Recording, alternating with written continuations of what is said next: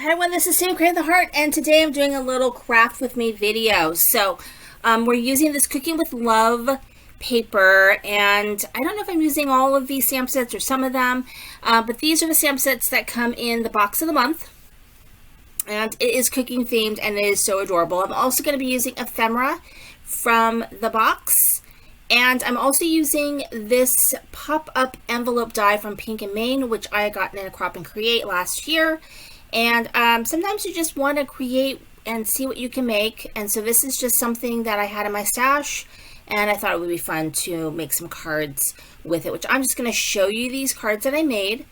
And they will fold up and go into a regular size envelope. You could put a piece of cardstock to write a message on the back, or you could put a gift card on the back. And I just thought they were kind of fun. They also they don't work really well on a card front, but you could. So because people might not have that envelope die, I decided to actually make my own envelope, and I use the We Are Memory Keepers punch board for that. But it is easy. There's lots of tutorials on how to make an envelope from scratch. But I basically just picked whatever the largest envelope was on there for 6 by 6, and I think you have to cut your paper down to 5 3/4 by 5 3/4, and then I want to say it was scoring at 2 5/8, but I don't have it in front of me. But that is one way you can make. That's one way you can make this type of card. So this is a 5 1/2 squared card. It just needed to be a little bit bigger to accommodate the envelope, and so I'm going to close up the sides here to create my envelope. I'm using my Barely Arts glue. I'm back to that. And so I just put a little scrap, and a lot of times,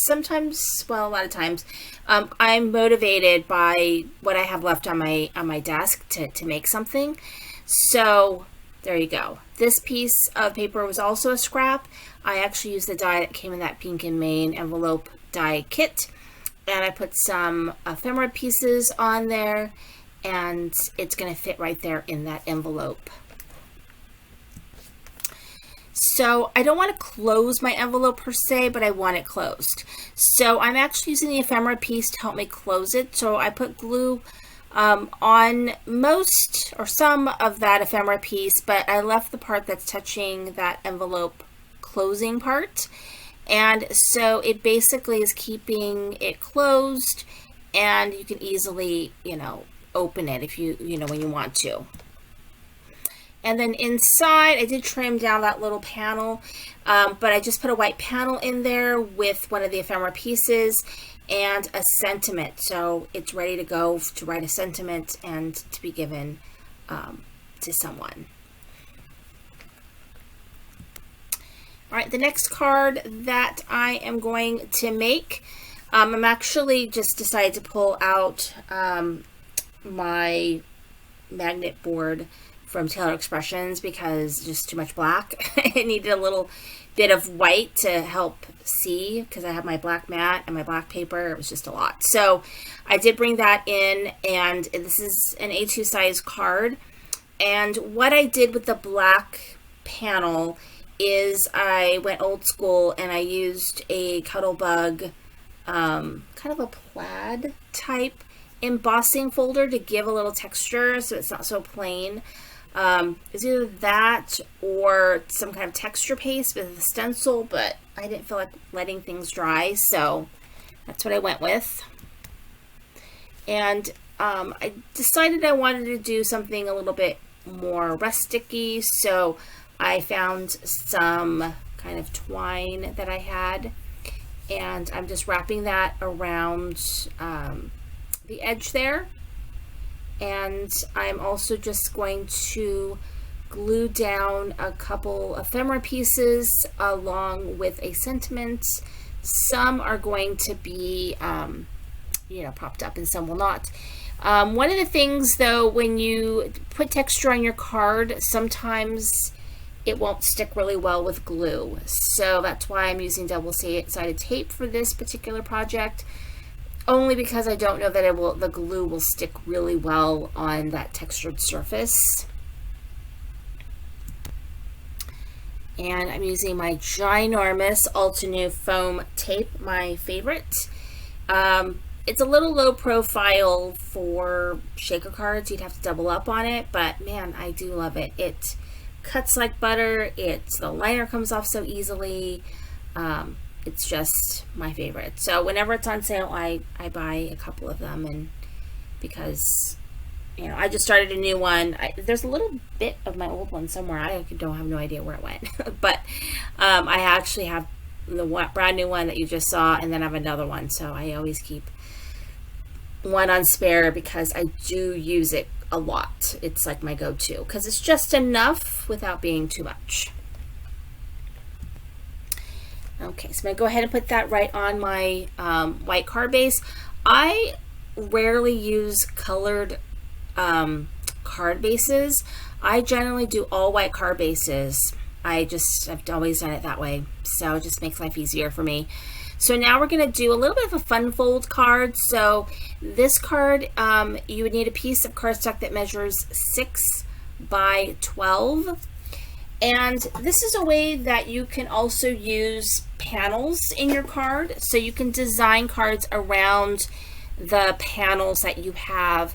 So this particular paper pad has some large scale panels versus just a smaller repeating pattern. So sometimes they can be hard to work with. So in one of my videos, I did and I think Jamie made it as well, I made gift bags using 6x6 panels. So in this one, I was able to cut the panels down slightly to make this card fit and still have the gist of the panel in here. So it is 6 by 12, and then I score at 3.5 and at 7, and then I fold it much like a Z fold, and that will allow you to use these panels. So the last panel, or the last bit of the cardstock, that measures 5 by 6. So you only have to cut a little bit of your paper down so you can get the gist of a large panel in there. And then I actually made a little pocket.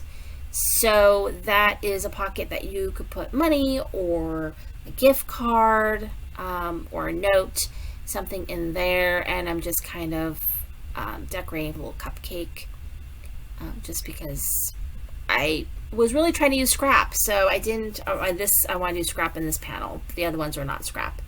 But I just thought that would be cute. And so I did a little scallop piece, which was also scrap. I was seeing if I can make that leaf fit. I don't even know why I had that leaf, but it was not working for me anyways.